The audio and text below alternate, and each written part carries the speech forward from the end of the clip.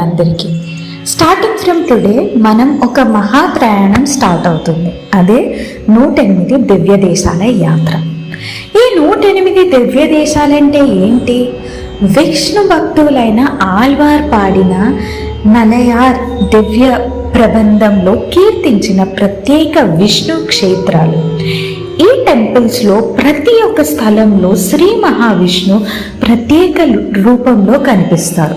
శ్రీ రంగనాథ స్వామి, వెంకటేశ్వర స్వామి, నరసింహస్వామి, రాముడు, కృష్ణుడు అన్ని అవతారాలుగా మనకి కనిపించేదే ఈ 108 దివ్య క్షేత్రాలు.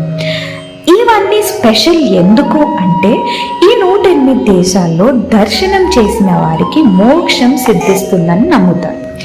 ఇవి మన భారతదేశంలో మొత్తంలో కొన్ని దేశం బయట కూడా ఉన్నాయి. తమిళనాడు, కేరళ, ఆంధ్ర, కర్ణాటక, హిమాలయాస్లో బద్రీనాథ్, అలాగే నేపాల్లో ముక్తినాథ్ కూడా. ఇప్పుడు మనం ఈ సిరీస్లో ప్రతి దివ్య దేశం చరిత్ర, అద్భుత ప్రసంగాలు, ఆళ్వార్ కీర్తనలు అన్నీ మనకు మంచి స్టైల్లో చూద్దాం. మరి మన దివ్య దేశం యాత్ర ఇప్పుడు ప్రారంభిస్తాం.